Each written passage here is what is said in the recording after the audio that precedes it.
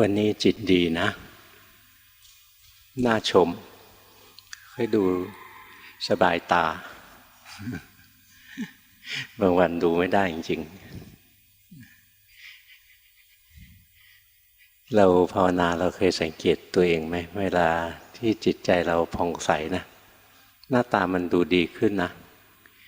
บางคนโดยธรรมชาติที่พ่อแม่สร้างสรรค์มาเนี่ยไม่เอาไหนเลยนะพอภาวนาเป็นนะมันดูสดใสดูน่าดู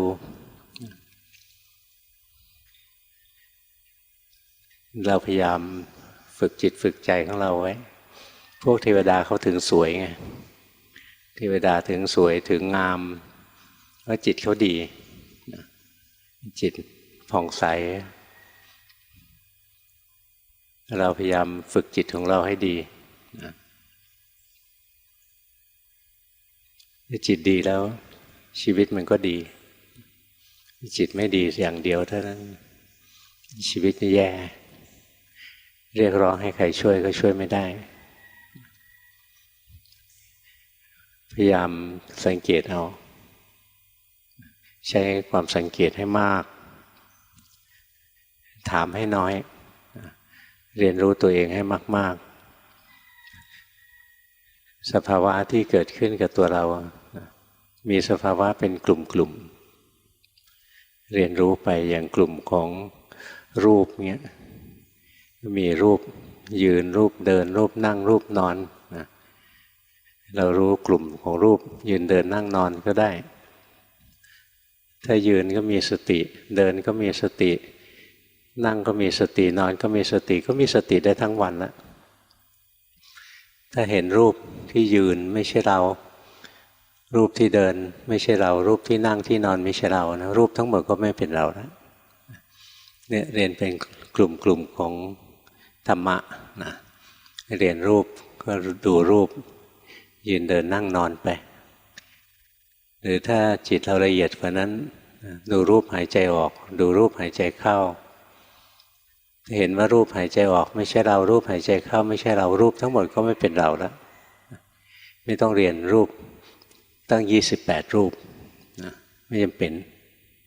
เรียนตัวเดียวคือรูปที่เคลื่อนไหวค่อยๆดูไปในทางปริยัตินะเขาบอกว่ารูปเคลื่อนไหวพวกนี้เรียกวิญญัตติรูปไม่ใช่รูปแท้เอาไปทำวิปัสสนาไม่ได้นะนั่นก็ฝ่ายปริยัติก็ว่าไปเถอะนะแต่เวลาเราลงมือปฏิบัติเนี่ยถ้าเรารู้สึกเข้ามานะตัวนี้ไม่ใช่เรามันก็ใช้ได้ละถ้ารูปที่ยืนเดินนั่งนอนไม่ใช่เรานะรูปทั้งหมด28รูปก็ไม่เป็นเราแล้วเรียนส่วนน้อยแล้วเข้าใจทั้งหมดเรียนรูปบางรูปถ้าเข้าใจแล้วก็จะเข้าใจรูปทั้งหมดรูปบางรูปที่เราเรียนก็เรียกว่ากายในกายเราเรียนเวทนาบางอย่างถ้าเข้าใจแล้วก็จะเข้าใจเวทนาทั้งหมดเรียกเวทนาในเวทนาเรียนรู้จิตบางอย่างถ้าเข้าใจแล้วก็จะเข้าใจจิตทั้งหมดเรียกจิตในจิตอย่างเราเป็นคนขี้โกรธทั้งวันเลยจิตโกรธแล้วก็ไม่โกรธโกรธแล้วก็ไม่โกรธสลับกันไปเรื่อยๆทั้งวันจิตมี2ชนิดเองคือจิตที่โกรธกับจิตที่ไม่โกรธถ้าเราเห็นจิตที่โกรธก็ไม่ใช่เราจิตที่ไม่ได้โกรธก็ไม่ใช่เราจิตทุกชนิดจะไม่ใช่เรานะทั้ง121ดวงไม่ใช่เราทั้งหมดเลยเนี่ยเรียนส่วนน้อยแล้วเวลาเข้าใจภาพรวมทั้งหมดเรียกว่าเรียนกายในกายเวทนาในเวทนาจิตในจิตเรียนธรรมในธรรมคือรูปธรรมนามธรรมทั้งหมดขันธ์5อายตนะ6เนี่ยเป็นรูปเป็นนามตัวรูปขันธ์เป็นรูปเวทนาสัญญาสังขารวิญญาณเป็นนามอายตนะ6ก็มีทั้งรูปทั้งนามตาหูจมูกลิ้นกายเป็นรูปใจเป็นนามหรือเรียนธรรมะที่เป็นกุศลอกุศลก็ได้ธรรมะฝ่ายอกุศลอย่างนิวรณ์มันเกิดได้ไงนิวรณ์ต้องมีเหตุนิวรณ์ถึงจะเกิดหรือเรียนกุศลนะโพชฌงค์7เกิดได้ยังไง ก็ต้องมีเหตุของโพชฌงค์ 7เนี่ยต้องค่อยเรียนไปนะเรียนธรรมานุปัสสนานะเรียนรูปก็ได้เรียนนามก็ได้นะเรียนกุศลก็ได้เรียนอกุศลก็ได้ไม่จำเป็นว่าต้องเรียนแต่กุศลหรอกจิตมีนิวรณ์มีกามฉันทะเกิดขึ้นรู้ทันนะรู้ว่าทำไมกามฉันทะเกิดขึ้นกามฉันทะดับไปได้ยังไงทำยังไงกามฉันทะจะไม่เกิดขึ้นเนี่ยค่อยๆรู้ค่อยๆเรียนสะสมความรู้ไปสุดท้ายมันจะเข้าใจไตรลักษณ์นะเข้าใจไตรลักษณ์ของรูปของนามนั่นแหละหรือสามารถเห็นกระบวนการทำงานนะที่จะสร้างความทุกข์ขึ้นมาสู่ตัวเองกระบวนการสร้างความทุกข์ขึ้นมานะก็คือปฏิจจสมุปบาทนั่นเองเพราะสิ่งนี้มีสิ่งนี้จึงมีไล่กันเป็นลำดับนะตั้งแต่อวิชชาจนถึงเกิดทุกข์เราก็เรียนว่าถ้าอะไรดับไปนะทุกข์ถึงดับไปเรียนย้อนย้อนขึ้นย้อนลงนะทั้งสายเกิดสายดับอันนี้ดับอันนี้ก็ดับอย่างเงี้ยอันนี้เกิดอันนี้ก็เกิดเราก็จะล้างความเห็นผิดนะว่ามีเทวดามาบงการชีวิตเราเจ้ากรรมนายเวรมาทำอะไรเราจะหายจากความไม่ฉลาดนี่ไพเราะแล้วนะนานๆจะพูดเพราะอย่างนี้หายจากความไม่ฉลาดนะโง่นั่นแหละนะก็จะรู้เลยสิ่งทั้งหลายเกิดจากเหตุนะมีเหตุมันก็เกิดหมดเหตุมันก็ดับบังคับไม่ได้เนี่ยก็ดูไปจนจะเข้าใจความจริงนะสิ่งทั้งหลายไม่ใช่ตัวใช่ตนไม่ใช่เราใช่เขานะไม่มีสัตว์มีบุคคลไม่มีเรามีเขาอะไรเนี่ยเรียนจากของจริงนะในรูปในนามนี่แหละไม่ได้ยากเกินไปนะธรรมะที่พระพุทธเจ้าเอามาสอนเนี่ยเป็นธรรมะที่พอดีที่มนุษย์ธรรมดาจะทำได้ไม่ต้องซุปเปอร์มนุษย์แบบพระสารีบุตรหรอกนะมนุษย์ธรรมดาบางองค์ก็ภาวนาแทบเป็นแทบตายแล้วบรรลุอย่างนี้ก็มีไม่ใช่ทุกคนที่พบพระพุทธเจ้าแล้วบรรลุเร็วนะบรรลุช้าก็มีไม่ใช่ทุกคนที่เจอพระพุทธเจ้าแล้วก็ภาวนาง่ายไม่ใช่บางคนก็ภาวนาลำบากแต่ละคนไม่เหมือนกันนะต้นทุนไม่เท่ากันต้นทุนฝ่ายชั่วมีมากนะการปฏิบัติจะลำบากถ้าต้นทุนฝ่ายดีมีมากนะการปฏิบัติจะรวดเร็วได้ผลเร็วนะคนละเรื่องกันเป็นเรื่องต้นทุนแล้วต้นทุนนี้ไม่ล้างกันอย่างเรามีต้นทุนที่เลวเยอะแล้วก็ดีเยอะเนี่ยมันไม่เอามาหักล้างกันนะแล้วสะเทินไม่มีความเคลื่อนไหวไม่ใช่ดีส่วนดีชั่วส่วนชั่วไม่ล้างกันเพราะฉะนั้นท่านถึงสอนว่าชั่วไม่ทำให้ทำดีนะทำไมไม่ทำชั่วอย่างเดียวพอไหมไม่พอต้องทำดีด้วยมันคนละตัวกันงั้นกุศลก็ทำไปให้ถึงพร้อมอกุศลก็ละมันเสียฝึกจิตฝึกใจให้ผ่องแผ้วต้องรู้เลยว่าเป้าหมายของการฝึกเนี่ยฝึกจิตให้มันผ่องแผ้วขึ้นมาไม่ใช่ให้สงบไม่ใช่ให้สะอาดสว่างอะไรหรอกนะให้มันพ้นจากกิเลสไปไม่ใช่ให้ดูสวยงามประพัดสอนอย่างกระดวงแก้วแวววาววับแวบวับแวบหาสาระไม่ได้ภาวนาไปจนมันผ่องแผ้วคือมันหมดกิเลสนะมันถึงจะผ่องแผ้วอย่างที่หลวงพ่อบอกพวกเราอ่ะวันนี้หน้าตาพวกเราดูผ่องแผ้วไม่ใช่หน้าตาบ้องแบ้วนะธรรมดาหน้าตาบ้องแบ้ววันนี้ตอนมานั่งรอหลวงพ่อเนี่ยยังดูดีดูผ่องแผ้วเนี่ยจิตผ่องแผ้วหน้าตามก็ผ่องแผ้วไปด้วยจิตแย่หน้าตามก็แย่ไปด้วยนะค่อยๆดูของเราไปเรียนรู้ความจริงของรูปนามกายใจเรื่อยๆไปนะเราไม่รู้ว่าบารมีเรามากน้อยแค่ไหนนะแต่ละคนไม่มีพระพุทธเจ้ามาพยากรณ์ให้นะบางทีครูบาอาจารย์พยากรณ์นะท่านไม่ใช่ได้ญาณเท่าพระพุทธเจ้าที่พยากรณ์ผิดได้นะเพราะว่าอย่างใครจะบรรลุอะไรตอนไหนเนี่ยไม่เป็นญาณระดับพระพุทธเจ้าอย่างบางทีถ้าฤาษีชีไพรหรือครูบาอาจารย์มาดูพวกเราช่วงนี้เรากำลังภาวนาดีดูผ่องแผ้วท่านก็ว่าเกือบบรรลุแล้วล่ะ นะอุ้ยถ้าทำอย่างนี้ชาตินี้ได้แน่นอนเราก็เลยนอนจริงๆเลยนะนอนก็เลยแน่ว่าไม่ได้นะอยู่ที่กรรมของเรานะ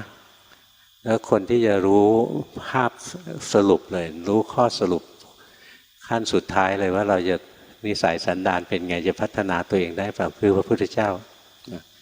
ครูบาอาจารย์มีญาณทัศนะบางองค์มีญาณทัศนะสูงท่านรู้อยู่เหมือนกันแต่ถามว่าผิดพลาดได้ไหมก็มีโอกาสผิดพลาดเพราะว่าญาณไม่เท่าพระพุทธเจ้าอย่างหลวงพ่อเนี่ยครูบาอาจารย์หลายองค์พยากรณ์นะแต่ถ้าอยากรู้ว่าพยากรณ์ว่าอะไรต้องมาบวชบอกโยมไม่ได้ฝึกใจไปอย่าให้เสียเวลาเปล่าเราไม่รู้ความตายจะมาถึงตัวเองเมื่อไหร่ฝึกหลายคนนะประมาทว่ายังหนุ่มยังสาวแป๊บเดียวตายไปแล้วตรวจร่างกายมะเร็งกินไปแล้วกว่าจะรู้ตัวช่วยไม่ไหวหมอก็รักษาไม่ได้หมอก็เป็นมะเร็งนะหลวงพ่อไปอยู่โรงพยาบาลเลยรู้เลยโอ้หมอเป็นมะเร็งทั้งเยอะเนี่ยคงไม่ได้ติดจากคนไข้อะนะมันเป็นเองเนาะเพราะฉะนั้นเราไม่รู้นะว่าเราจะตายเมื่อไหร่เราไม่รู้ว่าความทุกข์จะมาถึงเราเมื่อไหร่เราอาจจะไม่ตายเองหรือคนที่เรารักตายไปจะทำยังไงเรากล้าพิจารณาไหมคนไหนมีลูกกล้าพิจารณาไหมว่าลูกจะตายไม่กล้านะกลัวว่าเดี๋ยวเป็นการแช่งลูกอะไรเงี้ยไม่กล้ากลัวอย่างยิ่งเลยถ้าเวลาโมโหสามีก็คิดได้สามีจะตายอะไรเงี้ยนะแต่กับลูกเนี่ยไม่กล้าเพราะอะไรเพราะลูกเหมือนตัวเองตัวแทนของตัวเองมนุษย์ทั้งหลายเนี่ยอยากเป็นอมตะแล้วมันเป็นไม่ได้ก็เลยพยายามจะมีลูกเอาไว้แล้วลูกนี้เป็นตัวแทนเราตายไปลูกยังครอบครองทรัพย์สมบัติของเราต่อไปอีกเนี่ยยังไม่มีของเราอยู่ไม่กล้าคิดนะลูกจะตายถ้าพ่อแม่จะตายเนี่ยกล้าคิดใช่ไหมพ่อแม่เราอาจจะตายเมื่อไหร่ก็ได้อะไรเงี้ยกล้าคิดจริงๆแล้วชีวิตไม่แน่นอนนะตัวเราเองก็ไม่แน่นอนคนแวดล้อมเราก็ไม่แน่นอนทรัพย์สินเงินทองก็ไม่แน่นอนนะอย่างช่วงนี้เราทำมาหากินดีสังคมมันเปลี่ยนหรือว่าเทคโนโลยีมันเปลี่ยนไอ้ที่เคยหากินง่ายๆมาหากินยากมันไม่แน่ว่าเคยหาง่ายแล้วมันจะง่ายตลอดมันก็เปลี่ยนไปเรื่อยๆงั้นชีวิตเต็มไปด้วยความไม่แน่นอนประมาทไม่ได้ทุกเวลาทุกนาทีควรจะมาพัฒนาตัวเองให้ไกลความทุกข์ออกไปเรื่อยๆไกลกิเลสก็ไกลทุกข์นั่นแหละนะคอยรู้เท่าทันกิเลสที่มันจะเกิดขึ้นในจิตใจของเรากุศลอะไรที่ไม่ได้ทำยังไม่ได้ทำก็ทำซะมีโอกาสทำก็ทำซะถ้าไม่มีก็ไม่ต้องดิ้นรนมากไม่ต้องอยากใส่บาตรนะตั้งใจไว้วันนี้ต้องใส่บาตรพระให้ได้9 วัดอย่างเงี้ยอุ้ยขับรถตะเวนหาพระ9 วัดเห็นพระเดินอยู่ริมถนนรีบจอดรถไปถามมาจากวัดไหนดูลิสต์ใส่แล้ววัดนี้ไม่เอาอย่างเงี้ยไม่ได้เรื่องอ่ะไม่ได้เรื่องอะไรขึ้นมามีโอกาสก็ทำนะโอกาสผ่านไปแล้วหลวงปู่ดูลท่านบอกอยู่เฉยๆก็ดีกว่าไม่ต้องทุรนทุรายหิวบุญนะไม่ได้เรื่องหรอกนะพวกหิวบุญไม่ได้เรื่องเนาะเรื่องพวกงกบุญก็ไม่ได้เรื่องนะบางคนงกบุญทำบุญแล้วก็ไม่กล้าบอกใครเดี๋ยวเขามาแย่งบุญหรือทำบุญแล้วไม่กล้าอุทิศส่วนบุญกลัวบุญหมดนะไม่รู้ว่าบุญเป็นชื่อของความสุขนะความสบายใจเราทำความดีเราบอกคนอื่นมาร่วมกันทำความดีนะในภาพรวมของสังคมมันดีขึ้นก็เบียดเบียนกันน้อยลงนะส่งผลมาที่เราอีกงั้นความชั่วไม่ทำความดีเท่าที่ทำได้ฝึกจิตใจของเราให้สะอาดผ่องแผ้วอย่าปล่อยตัวปล่อยใจให้กิเลสมันครอบหัวเอาต้องสู้ค่อยๆฝึกได้มันก็ดีเองแหละ หลวงพ่อภาวนามันนานนะในใจเนี่ยไม่เคยคิดแต่ว่ายังไม่พ้นทุกข์เราก็ต้องสู้เอาแต่ไหนแต่ไรมันคิดอย่างนั้นนะแล้วมันเห็นว่าจิตเนี่ยมันมีเปลือกหุ้มมันคล้ายๆจิตถูกขังอยู่เราติดคุกอยู่เพราะฉะนั้นเราทนไม่ได้เราต้องแหกคุกให้ได้เกิดมาชาติหนึ่งเนี่ยจะต้องถูกขังอยู่ในคุกนะถูกเจ้านายคือตัณหาสั่งตลอดชีวิตเหรอเรื่องอะไรเราจะยอมงั้นหลวงพ่อภาวนานะไม่มีครูบาอาจารย์มาต้องมาสั่งเราซ้ำแล้วซ้ำอีกให้ขยันภาวนาไม่มีหรอกมันรู้สึกนิ่งนอนใจไม่ได้ถูกกิเลสย่ำยีเหยียบหัวเราอยู่เราจะยอมมันได้ยังไง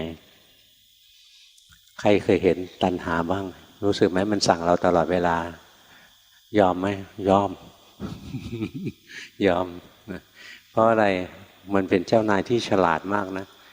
มันสั่งงานเราแล้วเราตอบสนองมันนะมันจะโยนความสุขให้เรานิดหนึ่งได้รับความสุขมานิดหนึ่งเนี่ยทำตามใจกิเลสเนี่ยเสร็จแล้วมันจะสั่งงานชิ้นต่อไปทันทีเลยมันเป็นเจ้านายที่โหดมากเลยแล้วเราไม่รู้ตัวเราก็ยอมให้มันย่ำยีเราตลอดเวลาหลวงพ่อไม่ยอม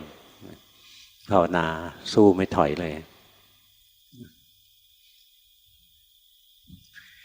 หลวงพ่อไม่ใช่คนเก่งนะแต่หลวงพ่อเป็นคนทนคำว่ามีความอดทนมีขันติความอดทนวันนี้วันมาฆบูชานึกออกไหมว่ามันมีบทที่พระพุทธเจ้าสอนนะขึ้นต้นด้วยขันติเลยขึ้นจากความอดทนนี่เองอดทนที่จะสู้กับกิเลสไม่ยอมตราบใดที่ยังตกเป็นทาสอยู่ก็ต้องต่อสู้เอาตัวให้รอดให้ได้ทนอย่างมากเลยรู้ว่านิพพานเป็นความสิ้นทุกข์เราต้องมุ่งไปสู่ความสิ้นทุกข์นี้ให้ได้จะกี่ปีกี่ชาติก็มุ่งไปสู่พระนิพพานเนี่ยใจลึกๆจะเป็นอย่างนี้เลยนะแต่เดิมเล่าดีไหมแต่เดิมเนี่ยไม่รู้จักพระพุทธเจ้ายังเด็กเนาะว่ายังเด็กๆไม่รู้จักไม่รู้ว่าจะเรียนที่ไหนในใจมันก็บอกว่าเรายังหาครูบาอาจารย์มาสอนเราไม่ได้ยังไงเราก็ต้องหาเองเนี่ยใจมันคิดขนาดนั้นเลยนะคือถ้าไม่มีพระพุทธเจ้ามาตรัสรู้เราจะเดินพุทธภูมิเราจะต้องค้นคว้าหาวิธีที่จะพ้นทุกข์ให้ได้เนี่ยใจมันขนาดนั้นจนมาเจอหลวงปู่ดูลนี่แหละมีคนที่สามารถบอกทางพ้นทุกข์ให้เราได้หลวงพ่อก็เลยเลิกลาพุทธภูมิที่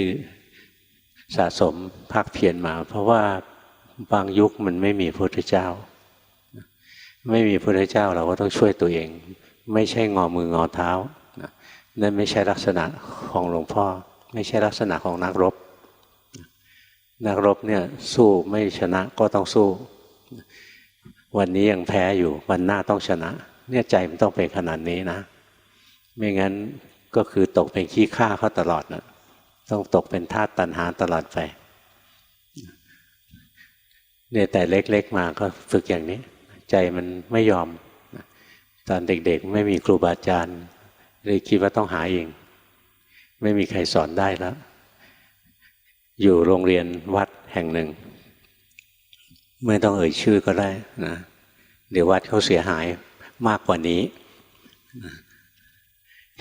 อยู่โรงเรียนวัดนะโบสถ์ก็สร้างมานานผุพังไปหมดทั้งหลังเลยพระประธานก็เป็นปูนนะเป็นปูนปั้นกลางวันกินข้าวเสร็จแล้วหลวงพ่อไปนั่งสวดมนต์ไปนั่งสมาธิอยู่ในโบสถ์เก่าๆเนี่ยวันหนึ่งก็เดินเข้าไปที่พระประธานนะไปแตะนิ้วท่านแตะไม่ใช่นิ้วอะไรเขาเรียกอะไรหัวเข่าแต่หัวเข่าท่านเปื่อยเลยนะอ้าวยุบไปแล้วนะตายพระพุทธเจ้าก็แย่ไปแล้วนะผุไปแล้วนะนี่ยังเด็กนะแต่เด็กประถมอ่ะพระพุทธเจ้าผุไปแล้วเนี่ยธรรมะคืออยู่ในตู้ขี้ฝุ่นท่วมอยู่ เห็นพระสงฆ์เห็นพระเดินไปเดินมาใจมันบอกเลยไม่ใช่ไม่ใช่นี่ก็เหมือนชาวบ้านธรรมดานี่ไม่มีพระพุทธพระธรรมพระสงฆ์แล้วตอนเนี้ยใจมันคิดอย่างนี้นะมันสัญชาตญาณก็เตือนตัวเองต้องหาให้ได้ไม่มีใครสอนก็ต้องหาเองเนี่ยใจมันภาวนามานะพยายามทำไปคิดว่านั่งสมาธิมากๆแล้วจะเกิดปัญญางั้นนั่งสมาธิอยู่22 ปีตอนหลังชำนาญขึ้นเนี่ยไม่ต้องนั่งหลับตาลืมตาอยู่อย่างนี้ทำได้บางทีนั่งเล่นพระเครื่องนะที่จริงเล่นสมาธิมีเหรียญหลวงพ่อองค์โน้นหลวงปู่องค์นี้หยิบขึ้นมาดูจิตมันเชื่อมเลยจิตเชื่อมกับจิตท่านเชื่อมกับพลังทำยังไงจะหลุดพ้นได้ไม่รู้จะทำยังไงเล่นไปเล่นมาด้วยเป็นการฝึกสมาธิฝึกกีฬาของใจเล่นไม่ค่อยไปยุ่งเรื่องอื่นอย่างงานที่ชาวโลกเขาทำกันหลวงพ่อไม่ค่อยไปงานอะไรนะเรียกอะไรชุมนุมศิษย์เก่าอะไรเงี้ยไม่เคยไปเลยศิษย์เก่าโรงเรียนก็ไม่ไปศิษย์เก่ามหาวิทยาลัยก็ไม่ไปไม่สนใจเราศิษย์เก่าศิษย์แก่อะไรนะในใจมันมองออกอ่ะมันมองออกมานานแล้วนะว่าลึกๆคนเราคบกันเพราะอะไรทำไมรวมพวกกันผลประโยชน์ซ่อนอยู่ข้างหลังไม่ทำอย่างนั้นได้ไหมก็ไม่ได้ก็คนอื่นเขาทำอ่ะสู้อยู่ตัวคนเดียวมันก็สู้เขาไม่ได้อะไรเงี้ยถามว่าผิดไหมมันก็ไม่ผิดนะโลกมันก็เป็นอย่างนั้นนะสัตว์มันยังรู้จักรวมฝูงไปสู้กันเลยคนมันก็รู้จักรวมฝูงไปสู้กันเหมือนกันเราดูแล้วรู้สึกว่าชีวิตมีแค่นี้เหรอใจนั้นมันเอื่อมละอานะไม่ใช่เส้นทางที่เราจะเลือกเรียนรัฐศาสตร์นะแต่ไม่เคยตั้งเป้าจะไปเป็นผู้ว่าเลยเพื่อนๆเขาอยากเป็นเขาได้เป็นกันหลายคนเป็นผู้ว่าเป็นเอกอัครราชทูตเป็นอธิบดีเป็นปลัดอะไรเงี้ยเป็นกันมาถึงวันนี้หลวงพ่อเป็นหลวงพ่อประโมทเขาเป็นข้าราชการเกษียณผู้ยิ่งใหญ่พอผ่านวันเวลาไปความยิ่งใหญ่ไม่ยั่งยืนแต่ความดียั่งยืนนะเราสะสมความดีมันยั่งยืนนึกถึงทีไรมันอิ่มอกอิ่มใจอย่างบางทีหลวงพ่อเหนื่อยนะสอนช่วงไหนสอนมากๆสอนต่อเนื่องยาวนานเนี่ยเหนื่อยอย่างช่วงนี้เหนื่อยสอนมาตั้งแต่วันเสาร์ก่อนวันพุธก็สอนพระนะแล้วก็เว้นไป2 วันวันเสาร์สอนวันอาทิตย์สอนวันจันทร์นะขึ้นไป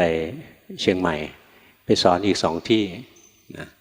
ไปสอนอยู่อีก2 ที่ไปสอนในวัดหลวงพ่อเปลี่ยนหลวงปู่เขาเรียกหลวงปู่แล้วตอนหลังก็สอนที่บ้านสัจธรรมวันอังคารวันพุธสอนที่คนเขาให้เราที่พักเรามันเป็นเรือนว่างก็มีที่พักอยู่เขาก็มาเรียนคนก็มาเรียนสอนไม่ได้หยุดเลยจะนั่งเรือบินกลับมาวัดเรากลับสุวรรณภูมิจะไปเข้าห้องน้ำคนมาเห็นโอ้หลวงพ่อประโมทขอกราบแล้วก็ถามธรรมะเราก็ เอายืนขึ้นมาเธอนั่งอยู่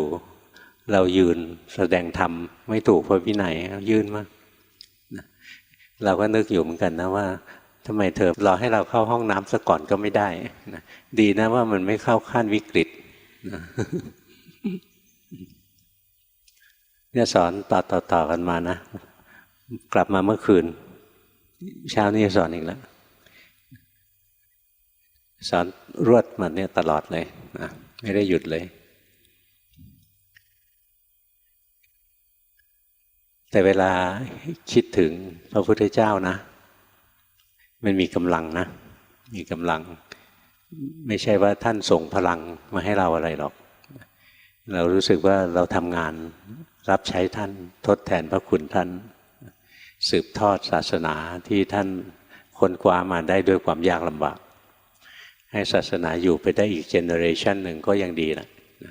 เจเนอเรชันต่อไปเป็นหน้าที่ของพวกเราแต่ละคนมีหน้าที่นะเรียนให้รู้เรื่องแล้วสืบทอดศาสนาต่อไปเพราะฉะนั้นเวลานี้ต้องเรียนให้รู้เรื่องไม่ใช่ปล่อยตัวปล่อยใจสเปสสปะไปวันหนึ่งอย่างครูบาอาจารย์บางทีท่านก็บอกหลวงพ่อสอนเยอะไปไม่ต้องสอนยากขนาดนี้เราทำไม่ได้หรอกนี่ท่านปรามาสนะถ้าภาษาชาวบ้านหน่อยคือท่านหมายหัวพวกเรานะว่ามีปัญญาทำหรอกขี้เกียจจะตายโยมอ่ะดีแต่พูดดีแต่โม้นะไอ้ที่ตั้งใจภาวนามันทำไม่ได้หรอก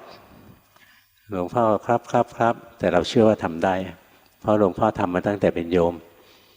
บอกแล้วหลวงพ่อไม่ใช่คนเก่งนะแต่เพียงแต่หลวงพ่ออดทนลองผิดลองถูกฝึกไปเรื่อยเลยทำไปอย่างนี้รู้สึกดีแล้วก็สังเกตอีกไม่ยอมเชื่อว่าดีจริงค่อยสังเกตไปเรื่อยให้มันดีจริงหรือเปล่านะสุดท้ายก็เพราะว่าไม่ใช่ทำทีไรผิดทุกทีเลยจนกระทั่งถึงจุดที่สติสมาธิปัญญามันอัตโนมัติการที่เราลองผิดลองถูกไปเรื่อยนะสติสมาธิปัญญามันจะดีขึ้นเรื่อยๆนะยิ่งฝึกไปนะสติสมาธิปัญญามันว่องไวนะมันอัตโนมัตินะเราคิดว่าทำยังไงจะเร่งความเพียรมากกว่านี้เพราะความเพียรเท่าที่ทำอยู่เนี่ยไม่พ้นทุกข์ในใจอย่างคิดอย่างนั้น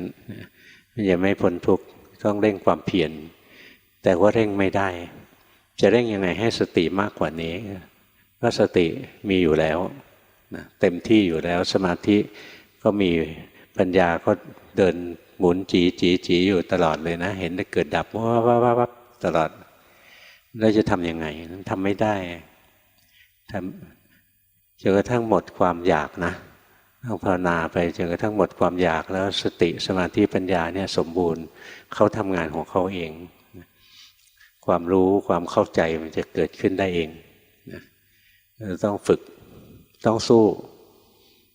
จะมาท้อแท้ท้อถอยอะไรอย่างนี้หลวงพ่อได้ยินนะหลวงพ่ออนาถใจมากเลยนะบอกหนูไม่มีกำลังใจมาขอกำลังใจหลวงพ่อฟังแล้วอยากตืบเราไม่เคยมีนิสัยแบบนั้นเลยอยากเป็นลูกศิษย์หลวงพ่อก็เอาอย่างหลวงพ่อบ้างสิสู้สิไม่ใช่เปาะแปะจะให้โอโลมปฏิโลมหาสาระไม่ได้งั้นวันนี้หลวงพ่อชมเชยพวกเรานะจิตใจพวกเรามีกำลังถ้าจิตใจไม่มีกำลังหลวงพ่อไม่เทศธรรมะแบบนี้ให้ฟังธรรมะอย่างนี้เป็นธรรมะที่ฟังแล้วต้องฮึกเหิมใจมันจะรู้สึกต้องสู้ไม่ใช่ทำเถอะนะเดี๋ยวก็ดีเองทำไปเถอะเนี่ยแค่ฟังเสียงก็รู้แล้วนะเสียงไม่เหมือนกันนะเสียงหลอกเด็กปลอบโยนเด็กนะเหมือนลูกแมวยังไม่อดนมเลยถูกเขามาทิ้งนะน่าสงสารอย่างนั้นใช้ไม่ได้เรามันต้องเป็นลูกเสือนะเป็นลูกเสือแต่ไม่ใช่ลูกจระเข้เป็นลูกเสือเป็นนักสู้ไม่ยอมแพ้อย่าทิ้งเวลาให้ล่วงเลยไปเปล่าๆนะทุกเวลาทุกนาทีที่ไม่ได้ทำงานที่ต้องคิดกับไม่ต้องนอนหลับนะทุกเวลานาทีนั้นเรียนรู้ตัวเองไปรู้สึกตัวไปนะอย่าละเลยถ้าละเลยวันนี้ได้พรุ่งนี้ก็ละเลยได้มียิ่งขี้เกียจหนักขึ้นไปเรื่อยๆสู้ใครไม่ได้นะสู้กิเลสไม่ได้ตกเป็นทาสตัณหาไปเรื่อยๆงั้นต้องเข้มแข็งนะต้องอดทนไม่มีอย่างอื่นหรอกทนเข้าไปแต่ไม่ได้ทนอย่างวัวอย่างควายนะทนแบบมีสติมีปัญญาเรียกว่าสู้แบบมีหลักเกณฑ์รู้หลักของการปฏิบัติแล้วก็สู้เอาอย่าคิดว่ายังไม่ตายง่ายนะอย่าคิดต้องคิดว่าตายเมื่อไหร่ก็ได้นะแล้วอย่าให้เสียใจทีหลังเกิดฉุกเฉินอะไรขึ้นมาจะตายแล้วเสียดายจังเลยนะตอนบ่าย4 โมงเนี่ยฟังหลวงพ่อเทศแล้วก็เลิกแล้วก็เลยเลิกไปเลยนะออกไปแล้วเข้ามอเตอร์เวย์รถทับแล้ว น่าเสียดายโถชีวิตทำไมไม่ขยันภาวนากว่านี้นะเสียดายอยู่นั่นเลยนะตกนรกอีกจิตใจเศร้าหมองนะเพราะฉะนั้นอย่าให้เสียใจทีหลังนะต้องต่อสู้ตั้งแต่ตอนนี้แหละเทศครึ่งชั่วโมงพอแล้วนะทีแรกหลวงพ่อนึกว่าไม่มีแรงเทศนะยิ่งเทศยิ่งฮึกเหิม แต่วันนี้มีข่าวร้ายคือเขาบอกเขาพาช่างภาพจะมาถ่ายรูปหลวงพ่อหลวงอาอะไรพวกเนี้ยโถเรากำลังโสมเต็มที่เลยแต่ไม่เป็นไรเราไม่ได้ถ่ายเอาไปโชว์ออกแฟชั่นโชว์ให้สวยให้งามเนาะโสมก็ถ่ายเป็นโสมนี้แหละเดี๋ยวต่อไปนะให้พระสวดมนต์นะถวายพรพระแล้วก็ให้ครูบาไม่ใช่ครูบาเขาเกิน10 พรรษาแล้วเรียกพระอาจารย์อาพาพวกเราเวียนเทียนหลวงพ่อจะนั่งดูวันนี้นะไม่มีแรงเดินแล้ววันนี้ ไม่ใช่อะไรหรอกข้างนอกมันลื่นแล้วทรงตัวไม่ค่อยดีเดี๋ยวหล่นลงไปข้างล่างไม่คุ้มเทศไม่ได้อีกหลายวันพวกเราที่จะเดินแล้วระวังหน่อยนะพื้นมันลื่นนะเดินอยู่ขาดสติเท่านั้นทำไมลงมาเดินข้างล่างอะไรอย่างเงี้ย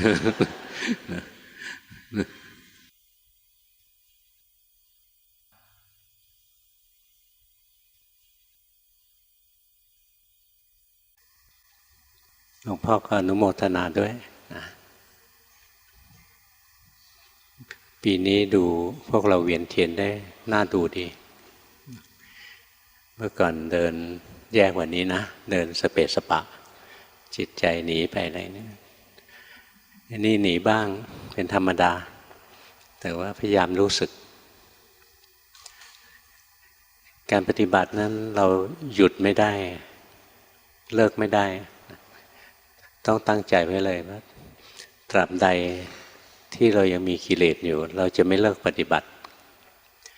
ตราบใดที่จิตเรายังถูกปรุงแต่งได้เราจะไม่เลิกปฏิบัติ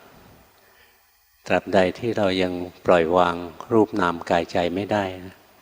เราจะไม่เลิกปฏิบัติตราบใดที่ใจยังมีความทุกข์อยู่จะไม่เลิกปฏิบัติตั้งใจให้มันเด็ดเดี่ยวลงไปยังมีกิเลสอยู่ก็เลิกไม่ได้จิตยังทำกรรมปรุงแต่งดีบ้างชั่วบ้างเหนื่อยยังเลิกไม่ได้จิตไปหยิบฉวยอารมณ์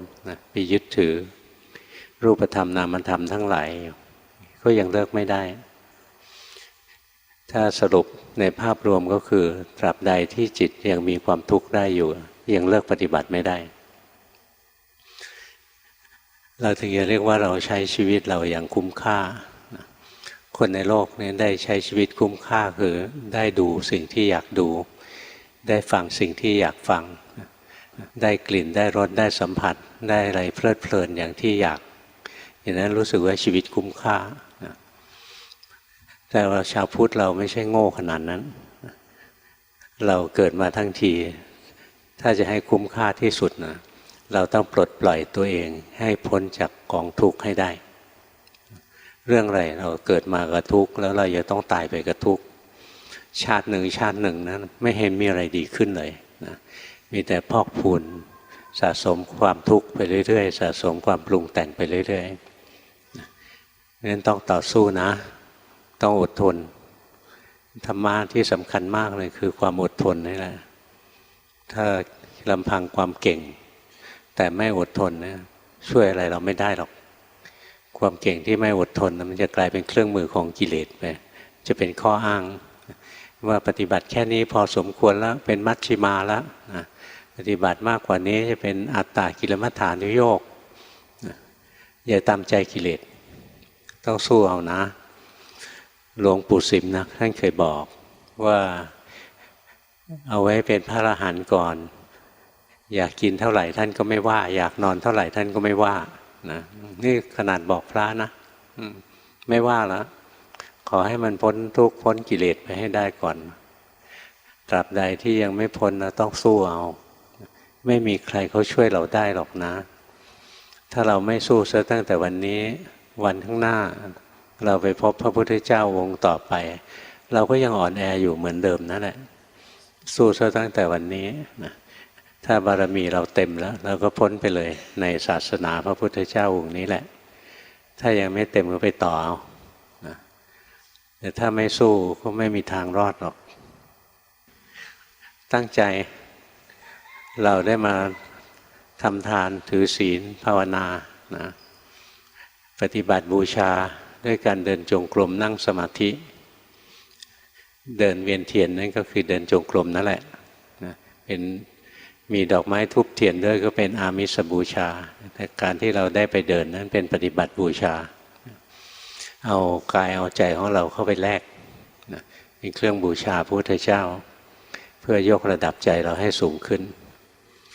ต่อไปก็แผ่ส่วนบุญส่วนกุศลนะให้พ่อแม่ปู่ย่าตายายเรานะให้สัตว์ทั้งหลายให้ตัวเองด้วยนะสอนมันไปอธิษฐานขอส่วนบุญนี้นะช่วยให้หายโง่นะให้ฉลาดในธรรมะนะตั้งอกตั้งใจนิมนต์